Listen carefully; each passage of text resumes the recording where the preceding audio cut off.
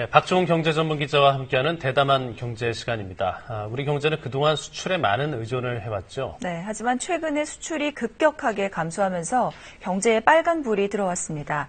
일부에서는 수출에만 의존하는 경제 전략을 문제로 꼽기도 하는데요. 왜 그런 건지 박종훈 기자의 설명 들어보시죠.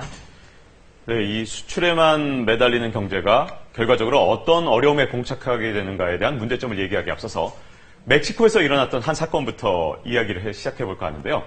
2010년에 멕시코에서는 글쎄 이 20살의 앳된 여대생이 경찰서장에 취임했던 일이 있었습니다. 도대체 어떻게 된 일일까요? 당시 멕시코는 치안이 날로 악화되어가는 상황이었는데요. 멕시코 북부 지역의 도시들이 하나둘씩 마약 갱단의 손에 넘어가고 있었던 겁니다. 그중에서 가장 악명 높은 도시가 바로 과달루페시였는데요. 그 인근에서만 마약갱단의 공격으로 시장을 포함해서 모두 2,500명이 살해가 된 겁니다. 더구나 경찰서장까지 멕시코 마약갱단에 납치돼서 고문 끝에 살해되는 끔찍한 사건도 벌어졌죠. 그 뒤에는 경찰서장을 하겠다는 사람이 아무도 없었는데요. 이때 이 20살의 여대생인 이 앤디 가르시라는 남성도 꺼리는 경찰서장에 자원하게 되자 곧바로 이 경찰서장에 취임하게 된 겁니다. 그런데 이 경찰서장으로 취임한 가르시아는 과연 이 과달루페시의 치안 상황을 극복할 수 있었을까요? 안타깝게도 가르시아는 마약갱단의 계속된 살해 위협과 공격에 시달리다가 결국 6개월 만에 미국으로의 망명을 신청했습니다. 네. 멕시코는 지난 2005년 상반기에만 194건의 납치 사건이 일어나서 납치 분야에서 세계 1위라는 오명을 차지할 정도로 치안이 불안한 나라가 됐거든요. 멕시코의 이런 비극을 불러온 원인 중에 하나로 전문가들은 멕시코의 이 극명한 빈부격차를 꼽고 있습니다. 멕시코는 1인당 국민소득이 11,000달러로 다른 중남미 국가들에 비해서는 비교적 잘 사는 나라에 속합니다. 특히 2007년부터 12년까지 빌 게이츠를 제치고 세계 최고의 부자로 등극했던 통신재벌 카를로스 슬림이 사는 나라이기도 한데요. 세계 최고의 부자와 최악의 빈곤이 공존하는 나라. 멕시코는 도대체 무엇부터 또 어디서부터 잘못된 걸까요? 멕시코는 1940년부터 40년 동안 한국과 비슷한 국가 주도형 발전 전략을 채택해서 연평균 6.2%라는 놀라운 경제 성장률을 기록해서 한강의 기적에 못지않은 찬사를 받아왔습니다. 그런데 1982년 세계적인 불황이 찾아오면서 멕시코는 국가 부도의 위기에 빠져서 결국 국제통화기금 IMF에 구제금융을 신청하게 되고 맙니다. 돈을 빌려준 IMF는 멕시코의 이 외국인 직접 투자나 무역 관련 보호 장벽까지 완전히 개방해라 이렇게 요구를 했는데요.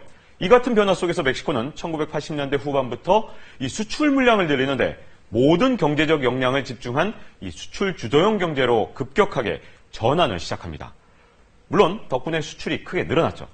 하지만 이상하게도 멕시코 국민들의 주머니 사정은 점점 더 악화되는 현상이 나타났습니다. 1993년부터 99년까지 멕시코 제조업 근로자들은 노동 생산성을 무려 28%나 높였지만 임금은 오히려 22%가 줄어들었습니다. 이렇게 되니까 멕시코 내수시장이 급속히 위축되기 시작했거든요. 멕시코 기업들이 아무리 좋은 물건을 만들어도 이를 사줄 든든한 내수시장이 사라졌기 때문에 멕시코는 해외 시장만 바라보는 그런 처지가 된 겁니다. 이게 바다 건너 남의 나라 얘기다 이렇게 듣고 넘어갈 수 있는 과연 그런 얘기일까요? 현재 우리나라의 경우에 지난달 수출이 지난해 같은 기간보다 무려 11%나 줄어들면서 비상이 걸렸습니다. 올해 1월부터 시작된 수출 감소세는 이제 5달이 지속적으로 악화되고 있는데 그동안 우리 경제의 이 수출 확대를 위해서 근로자들의 임금을 억제해온 것이 내수 경기가 꽁꽁 얼어붙은 한 원인이다. 이런 분석도 있습니다. 여기에 마지막 남은 성장 동력인 수출마저 꺾이고 있는 상황인데요.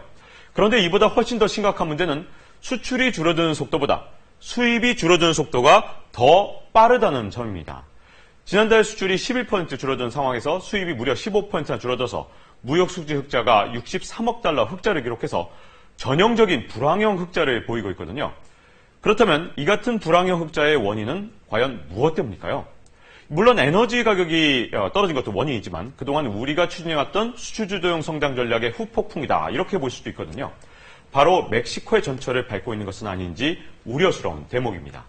하버드 대학교의 데니 로드릭 교수는 한 나라의 경제에서 무역에 대한 의존도가 높아질수록 기업의 이윤은 커지는 반면 근로자들이 임금을 받아가는 그런 것은 몫을 상대적으로 줄어들기 때문에 이 수출 중 물량을 확대하는 데 몰두한 정부는 이 인위적으로 이 환율을 높이려 하는 경향이 있고 또 국내 물가를 끌어올리면서 근로자들의 실제 임금이 줄어들 수밖에 없다는 겁니다.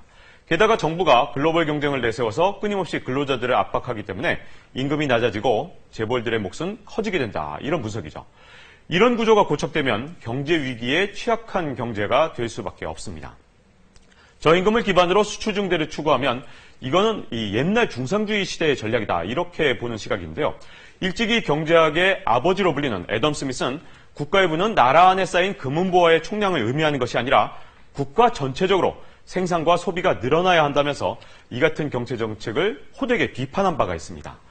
만약에 이 달러를 창고에 가득 쌓아놓은 채 국민들이 더 가난해진다면 도대체 무슨 소용이 있을까요? 우리가 더 가난해지기 위해서 수출을 한 것이 아니라면 애덤 스미스의 해안을 돌이켜봐야 하지 않을까 생각됩니다. 네.